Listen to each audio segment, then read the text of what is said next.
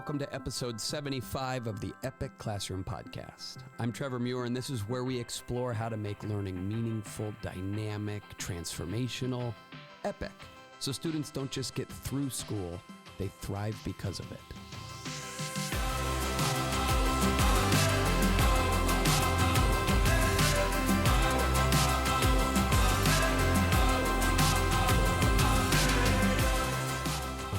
Hi everyone. Thanks for listening to this week's episode. I want to start off by telling you a story that I have to admit is kind of embarrassing, but you know what? It's also kind of funny, and that makes it worth it to me. So I want to share with you an embarrassing little story from when I was a young professional. So I graduated college as a creative writing major. I went to Florida State. I got a creative writing major because I like to write, and that was enough to get me a degree and get through school. But I had no career prospects. I didn't know what I wanted to do with my life. I thought maybe I'd be a teacher, but I also thought maybe I'd be an author, but I had no idea. And so my very first job out of college was working at a long-term care pharmacy, packing pills 40 hours a week. And let me tell you, it was the most boring job experience of my entire life. And after 6 months of working there, I had to find something else to do with my time. And so it was eating away at my soul. And so I saw that a lawn care company where I was living in Michigan, so that's where I still live, but I had just moved there, and I had just gone through 6 months of working through a long-term care pharmacy, indoors, no windows, throughout my very first up north Midwestern winter. And I'm telling you, it was eating away at me. And so when I saw this lawn care company was hiring someone after my first winter in Michigan, I desperately wanted to get this position. It paid the same amount, and I could be outside and work with my body and get sunshine. I could do anything but continue to pack more pills. And so I got the job interview. And I remember the interviewer clearly asked me if I had any experience operating commercial lawnmowers before. Well, I had used plenty of push mowers in my life and a few riding lawn mowers. And so I thought, well, how different could it possibly be? And so when he asked me if I'd ever used any commercial lawn mowers, I looked at him and I said, yes, with all of the confidence I could muster. And by the way, I also put that in the job application in my resume that I'd done that before. So I kind of fibbed, but I felt like, you know what, I'll figure it out. And guess what? The guy believed me, and he put me on a crew, and he said, congratulations, we'll see you next week. And I was elated. I no longer had to pack pills. So I quit my pharmacy job, and I showed up for work that next morning, eager to rock and roll. Well, we got to the very first job site, and the manager, this guy named Brian, who was this big burly dude who didn't talk very much, he told me to take the mowers off the trailer. And so I got back there expecting to be on a nice riding mower or maybe a nice push mower that I need to take down. But these machines on the back of this trailer were 3 times as big as any mower I'd ever been on before. And they didn't have steering wheels. They had these 2 tall levers that you had to somehow push back and forth to steer the machine. And you had to stand on a little trailer attached to the back of the mower. And the trailer pivots in the opposite direction of the mower. And I'd never done this before. And my job was now to back this thing down a ramp and mow this like retirement home that had very high expectations for their grass. And I had no idea what I was doing. And so I fired up the machine and I pulled back on both of the levers on one of the mowers all the way back. And this thing jerked so hard that it spun the trailer off of the side, or it spun the mower off the side of the trailer, and it banged in to the side of the trailer and then tipped off sideways, and it tumbled down the ramp and crashed into the asphalt parking lot. And I flew off of this thing and tumbled onto the ground, and I literally was almost crushed by the mower. Thank God it didn't crush me, and thank God I didn't have the blades on, because that could have been it for me. And I remember just laying there on the ground, bloody and bruised up, in this $15,000 mower is just like flooding with fuel as it lays on its side, and it's all dinged up. And Brian runs over to me, and I'm expecting him to ask me if I'm okay, right? Like, hey, are you all right, buddy? You're new on the job. That must have been really scary. Hey, don't worry about the machine. It'll be okay. But that's not what Brian said. Brian ran over and he goes, "What the hell are you doing? You said you know how to work this machine." I don't know if you've ever seen that old show called The Deadliest Catch, where the crab fishermen are doing this life and death job, and they have these greenhorns, these guys brand new to the work, and these experienced, hardened crab fishermen just chew them out all the time. Yeah, that was me with Brian that day and for the next 3 weeks, just yelling at me all the time. And I remember, just like not liking to be yelled at. And yet I had it coming because I didn't know how to use any of this machinery. I was messing up lawns and damaging equipment. I remember one time I left like this huge print in somebody's driveway because I didn't know how to steer this machinery, and they had to return all of the money that the company made that day back to the homeowner because they were dissatisfied, and it was all because of me. I remember driving to the next job site, and Brian, I'd say to Brian, I'd be like, this work is hard, but I think I'm starting to get the hang of this machine. And Brian would say things to me like, "Oh, you think this is hard? You know what I think's hard? When somebody lies in a job interview and costs me time and money." And it was 3 weeks of this. And then I retired from my professional lawn care career. Because here's the thing, and that's the embarrassing part, by the way, if you haven't picked up on it yet. I lied in a job interview, right? I said all of the right things in the interview. I had the quote-unquote credentials, at least on paper. I had the confidence. I could talk like I knew what I was doing, but there was this reality that I didn't know how to do any of this work. And it was obvious once I started having to do the work. I mean, I'll be honest with you, I'm pretty good in a job interview. I can tell stories and be persuasive and happy and joyful. And so I could show that I knew what I was doing, but clearly I wasn't ready, right? And that's the gap. That's a gap that we see in a lot in the workforce. For a long time, hiring has been built around signals like resumes and degrees and how well someone can talk about their experience. But more and more companies are realizing that those signals don't always tell you what you actually need to know, right? Can this person solve problems? Can they think on their feet? Can they do the job when it's time to actually perform? Because I was a perfect example of what happens when someone looks good in an interview but isn't ready in practice.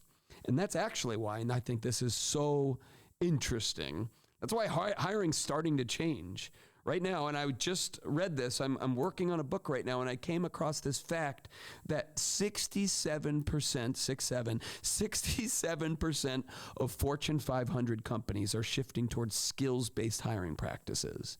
In many interviews today, heck, over half of all of the biggest companies in the country, candidates aren't just answering questions about their experience.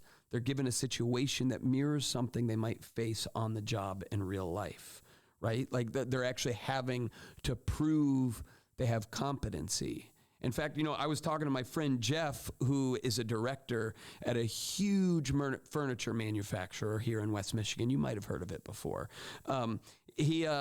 Jeff was telling me that he doesn't even look at college degrees, at diplomas anymore when he's hiring. It's all skills-based interviewing, right? Like, think about that. And that's not just Jeff, by the way. It's the entire massive multi-billion-dollar company doesn't even look at where candidates went to college. Instead, they look at portfolios, they try to understand what kind of people they are, and then when they give interviews to them, they're not just asking questions based on their resume. What they're doing is giving them skills-based challenges, right? Jeff told me that they'll give a challenge to an interviewee or to a candidate and then say, all right, you have a week to solve this problem, right? Like, come back in a week and we want to see what you would have actually done to solve this problem, right? This is a big shift from a cover letter and a resume and a job interview. It's skills-based, right? Like I was looking at it, Google does this. They say they'll have a candidate there and they say, all right, here's your scenario. You're working on Google Maps. Users are reporting that restaurant search results feel off. You have 30 minutes to prepare a response to these customers. And then they're asking them to walk through their thinking after they do that, right? Like, what could be causing the issue? What data would you look at first? What's one improvement that you would test? What's the biggest risk with your approach? And then after they explain their thinking and they do this problem solving, they don't just say thank you and move on. They actually ask follow-up questions. Why did you start there? What assumptions are you making? How would you know if your solution's actually working? How do you know if it's actually successful? Right? At this point, it's not about having a perfect answer. It's trying to see, do they know how to think? Do they know how to prioritize and communicate? Do they know how to solve problems in real time? This is skills-based interviewing, right? And the more I look at this shift, when I see this, it's obviously communicating that employers are looking for actual people who know how to work, that know how to solve problems, that aren't just book smart, but actually can think on their feet and solve the many problems that work and life needs to be solved. And I think that raises a really big question for all of us. If this is how people are being evaluated in the real world, if this is what the real world wants, what does that mean for how we prepare students in school, right? How are we helping students be ready for this? I was reading the job report, and I read this every single year to see like what are employers looking for more and more as the world continues to change and there's more technologies. What are the top skills or competencies that they're looking for? And so I was reading the job report from the National Association of Colleges and Employers, and they do this job outlook survey every year, and they ask over 3,000 employers, what competencies do you value most? And this year for 2020, or last year for 2025, the most recent one, the top response was problem solving. Not memorization, not compliance. In fact, not even knowledge and technical skills is number one, right? Technical skills, hard skills, knowledge, retention, that was 6th on the list, right? It's still a priority that students are smart and knowledgeable and can learn specific skills. It is 6th on the list, but it is 6th on the list. And number one is problem solving. I believe it was 86% of employers say that's the top thing they want, is people who can solve problems, which makes sense, right? Because in the real world, in life, most of the important questions don't have answers sitting in the back of a textbook. People are navigating uncertainty. They're making decisions with incomplete information. They're weighing trade-offs, testing ideas, adjusting when things don't work, dealing with failure, and then iterating and trying again. Because, right, like this is what work looks like. This is what life looks like, right? And then now, layered on top of all of that is this introduction of artificial intelligence. Because AI can generate answers instantly. It can summarize and write and calculate and even sound really convincing while doing it. But what AI can't do is make judgment calls in messy real-world situations. It doesn't truly understand context. It doesn't weigh competing priorities the way a human has to. It doesn't take responsibility for decisions. Right? That's what people do. That's what people will continue to need to do. You know, this means that the skill is no longer just getting the answer, right? The test can't just be, hey, here's a question, now what's the answer to it? Right? The skill is knowing what to do with an answer, right? It's application.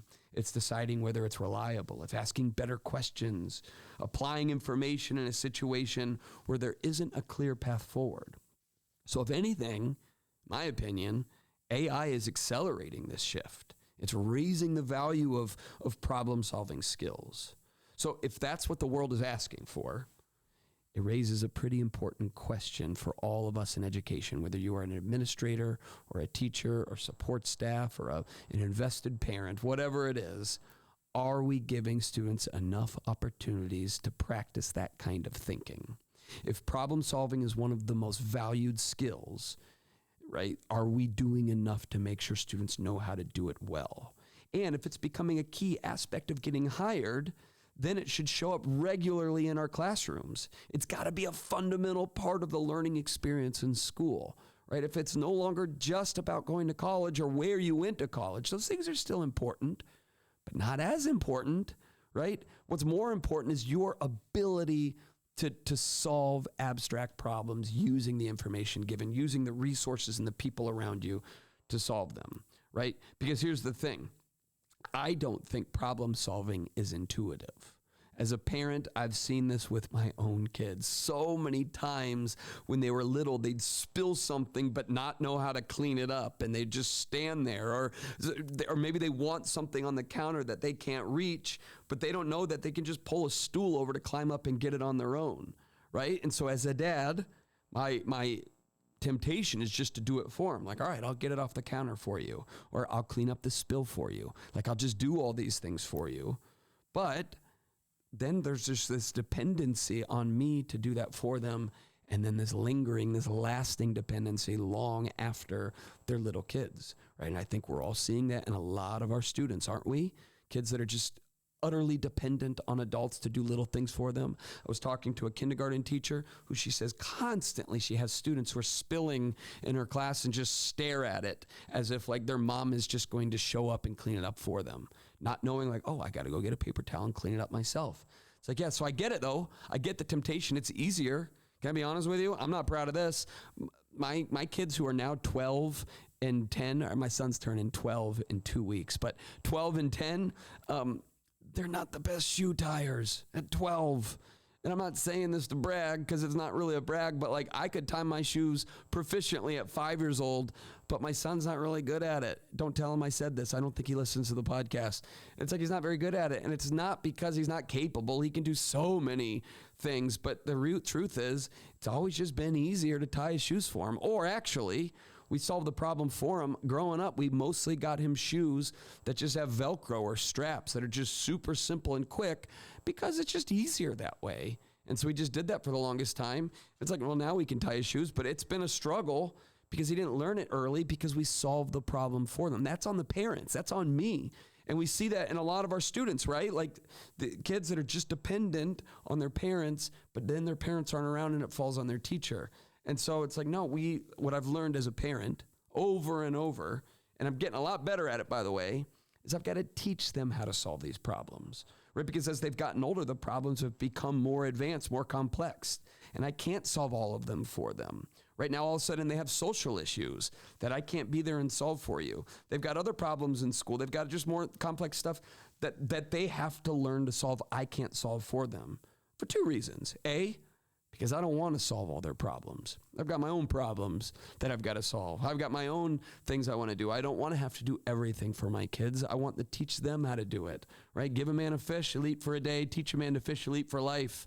It's like I want my kids to be capable in that way, partly because I don't want to do it, but also if I do everything for them, they'll never learn how to do it for themselves, right? They're not just going to all of a sudden it's going to click and be like, oh, I know the process of solving problems. It's like, nope, you've got to learn how to do that. And that can be messy. That can be difficult. That can be abstract. That can take time. And these are all things that work against doing this in school. I get it, right? That's why it's often easier to just say, you know what? The assessment is about finding the right answer, not about solving a realistic problem, because that's a lot neater, right? I can have an answer sheet that tells me if you are wrong and right. There's none of this haziness about whether you're right. There's not nuance to it. So it's like, I get it, but they need to clearly learn how to do it on their own. And so we've got to help our students learn how to do this, right? One of the things that has stretched me as a parent, especially now that I have a middle schooler, is not solving their problems, but teaching them how to solve it. And I think that's what our approach to teaching has to be.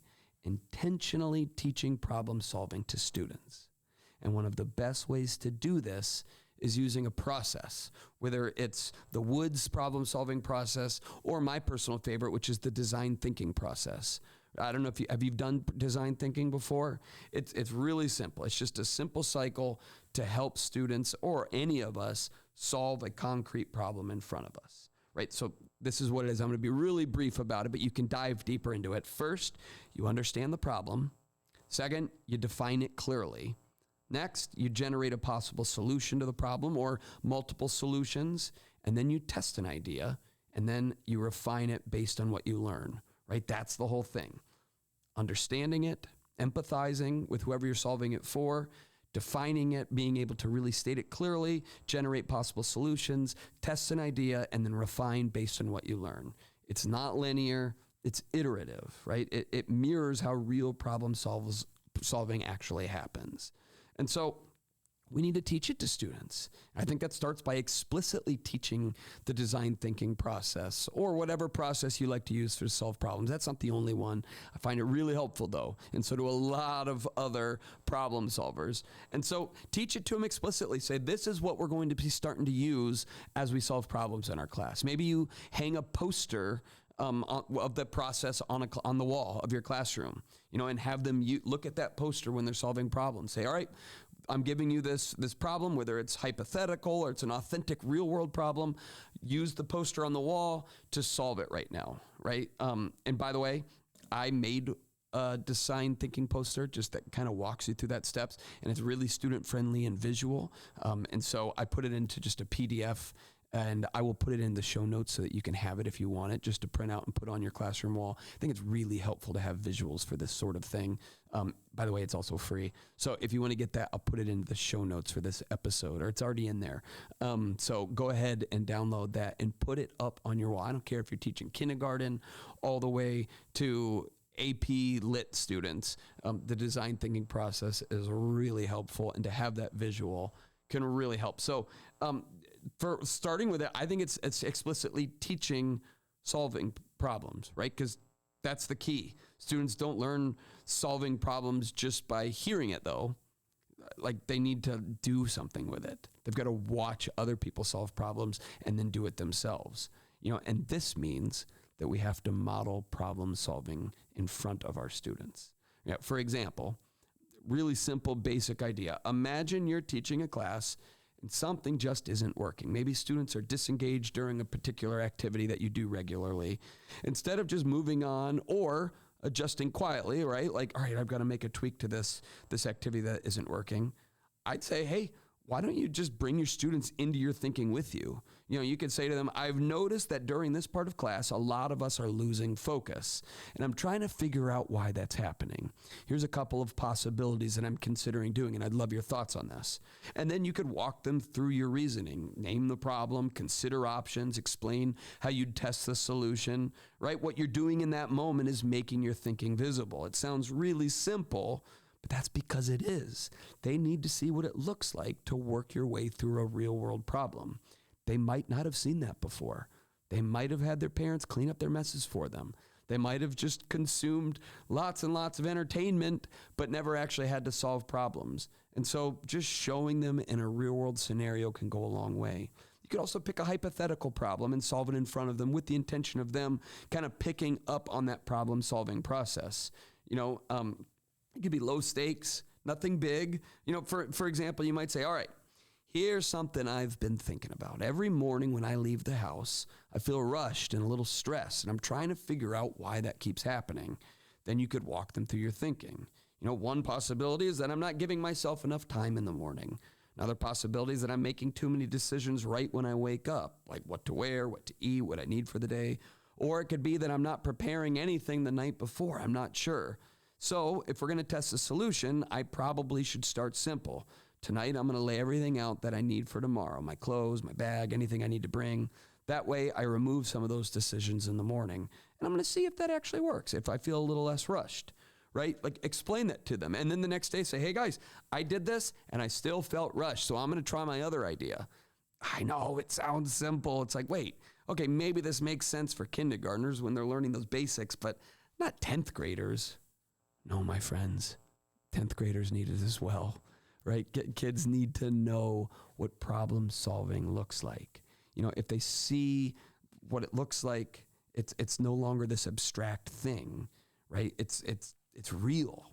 It's what you want them to do themselves. And so that starts as giving them modeling for them, but then give them problems to solve themselves. Not abstract, disconnected problems, even if that's what your modeling example is, but problems that live inside the content you're already teaching. This is where I think a lot of teachers feel stuck as we talk about developing the different competencies we need to be successful, but especially problem solving. It can sound like this approach requires stopping everything and then redesigning your entire curriculum, or saying, hey guys, we're going to pause curriculum and we're going to do some problem solving, and then we'll get back to curriculum. But let's be honest, we don't have time for that. I wish we did. It'd be great if we had more time to just explore different competencies that students need to develop. but there's realities we have to deal with. And so we don't have to pause instruction to teach problem solving. Instead, build it into instruction. When you do that, you actually strengthen the learning because students are applying what they're learning in meaningful ways, right? And the key word there is applying. I saw the National Training Laboratories Learning Period. It found that students retain up to 75% of what they learn when they apply it, compared to about 10% from passive learning, like lectures.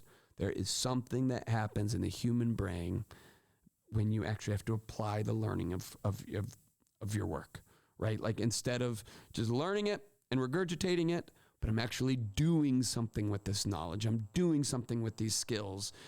It makes the learning last so much more. So how do we do this? We need to build this application. We need to build problem solving into our curriculum. So I want to give you just a few examples of this. In a high school math class, instead of assigning a set of problems that all have clear procedures, you might present a situation, a scenario. For example, our school is planning a new parking lot, but there's space constraints and budget limitations and safety considerations. How should it be designed accordingly? Students would have to use math to model possibilities and compare options and justify their decisions.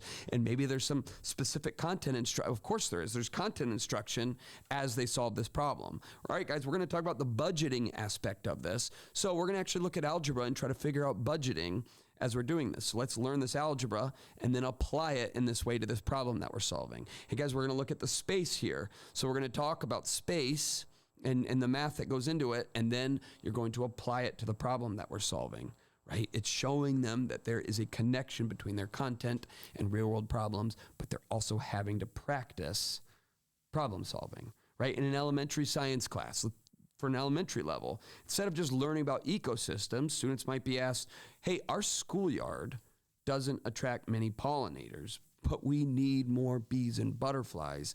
How could we change that? Now they have to research and observe and test ideas and make recommendations.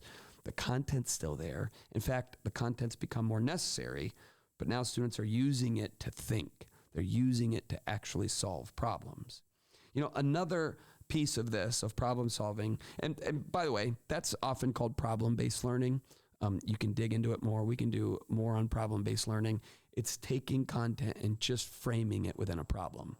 You know, I've done whole episodes on the podcast before, but the word epic means story. That's when I call everything epic, it's really how do we make learning experiences into stories. It's the same with that. Any good problem, that's all a good story is problem solving. The hero of the story, the character, the protagonist, is given a problem that disrupts what they know about the world, and they have to do something to solve it. Otherwise, things will not be right. It's every good story you've ever heard. And so really, when we create problem-based learning experiences, we're just taking the content, but we're making it into a story. We're recognizing you don't know how to do this first, but then this problem makes you have to learn this material. And then when you solve it, you've hit this climax. You've applied it in some way. You've seen the problem solved, and now you are smarter and better because of it. And so that would be the challenge, is how do we do more problem-based learning through all of this? But then another piece that does get overlooked is pressure, right? In the real world, problem solving doesn't happen in a vacuum. It doesn't happen in perfect conditions. There's time constraints and uncertainty. There's often an expectation to explain your thinking on the spot. There's pressure. And I'm telling you, it's okay to give students some of that pressure. Not overwhelming pressure, but productive pressure. Give them a limited amount of time to solve problems sometimes. Ask them to explain their reasoning out loud. Push them with follow-up questions. Let them feel what it's like to think on their feet. That's not stress for the sake of stress. That is real-world practice. And this is where one of my favorite strategies comes into play. And I'm just going to touch on it briefly here, and I'm going to be doing a whole podcast episode on this very soon, and I'll tell you why. But right now, I just want to briefly touch on it. One of the most effective ways to understand what a student actually knows is to have them explain their thinking out loud. So do some of that problem solving in the moment. When a student walks you through their reasoning and you follow up with a question like, why did you choose that? What would you do if it didn't work? You start to get a much clearer picture of their understanding. You can hear how they're making sense of the problem. You can spot gaps. You can tell the difference between real understanding and surface level responses. There's this value in them showing what they know orally rather than just on paper, right? This is the kind of thinking that happens in the real world under pressure. But now in school, you can do it in a supportive environment. And it is incredibly valuable to have students assess their learning, to show what they know out loud, to do it orally. And that's why I'm not going to do the whole thing right now. Because this episode's going to get too long pretty darn quick here. And so I want to give it the time that it needs. But also, I'm building a whole online course around this idea of oral assessment right now. And I think it's one of the most practical shifts teachers can make without overhauling everything they're doing. How do we convert our existing assessments into oral assessments? How do we do this within a time frame that works? How do we do it to where we are actually measuring student understanding and not just their oral presentation skills, but the value of being able to assess and share your learning orally out loud rather than just on paper or rather than just on a screen. There's so much value to it. So I'm doing a whole course on it. It's going to be great. I'm going to offer it really, really at an affordable rate because I just think this is one of the things that we need more and more and more of. So keep an eye out for that. I'm not sure what we're going to call it completely yet, but I'm almost done. I always like to make it first and then come up with a title because to me that's the hardest part. But it's all going to be about oral assessment for any grade level or subject area. And I think you're going to love it. It'll be an asynchronous course. So anyway, more on that later. But I was just thinking about, problem solving. It's sometimes best done out loud in the moment with some pressure. And I think oral assessments are a great pathway to do that. So even without a full system in place yet, small moves like this, just having more oral assessment or vocalizing problem solving in the moment, following up to questions and being put on the spot, quick conversations, short explanations. These things can help students learn to this practice on their feet, right? Keeping them in touch with problem solving under pressure. This is what we need. This is what our world needs. This is what students need to be successful. So if any of this is grabbing you, if you're thinking about starting doing some of this work, here's a simple framework you can use with the curriculum you already have. We don't need to overhaul the whole system. Instead, let's work with what we already have. First, identify the content and skills. Look closely at your content standards and pay attention to the verbs within them. Words like analyze, evaluate, explain, justify, model. They tell you the level of thinking students should be doing. Right? This is what the standards are asking them to do. How do we build that into a problem? So then second, find the real problem inside the content. Ask yourself, where does this show up in the real world? What situation would require someone to use this knowledge? Then third, design a meaningful performance task. What could students do with this knowledge that would require them to think and decide and communicate? Fourth, break it into scaffolded steps. Students need support along the way. Again, this is some new skill building for students. They don't necessarily know how to solve problems. And so build in opportunities to gather information and test ideas and receive feedback and revise. And then fifth, assess thinking. Not just the final product. Pay attention to how students reason, how they explain, and how they make decisions. Not just what they produce at the end. Part of my courses, I'm also going to be giving out rubrics to be able to assess their thinking and reasoning for this step here. So keep an eye out for that as well. But by the way, all that we're talking about here, this is where AI can be extremely helpful. It is a powerful tool for designing stronger learning experiences. And I've talked about it before and I'll keep saying it. I ain't crazy about all the things that AI is doing, but I'm telling you, you can use it to speed up some of this process, to plan it in and build it into what you already have here. So you can go into like ChatGPT or Gemini, or one of my new favorites is Claude, drop in your learning standard and have it identify the key skills and verbs for you. Just ask it, here's my standard, what are the key skills and verbs?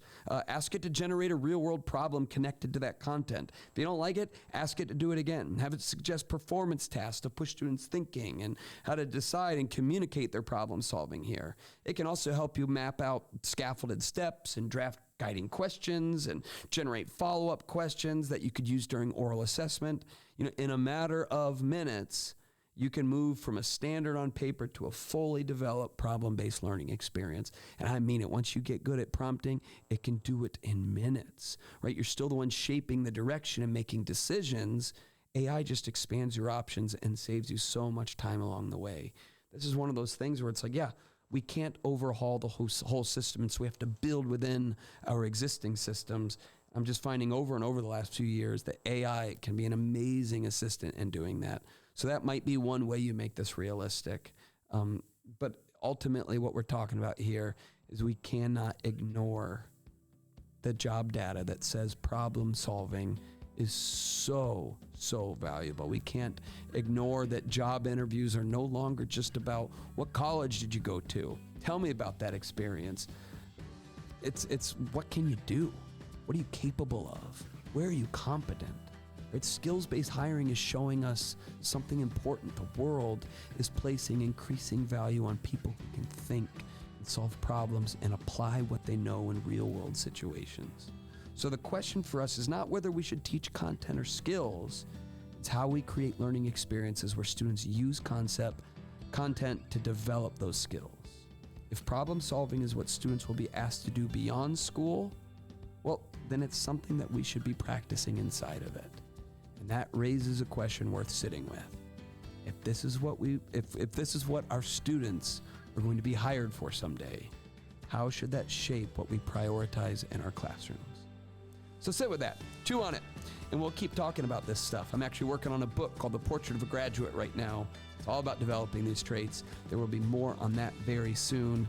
And then again, my oral assessment course will be coming out soon as well, so keep an eye out for that. Some strategies to assess students orally. But I just want to keep talking about it on the podcast. I'm really grateful that you are listening and willing to dive into some new ideas or strengthen ideas that you already have to better the learning experience for your students and better your own experience as an educator. That's what this show is all about. So thanks for being a part of it. My name is Trevor Muir, and this is the Epic Classroom Podcast. I'll talk to you next time.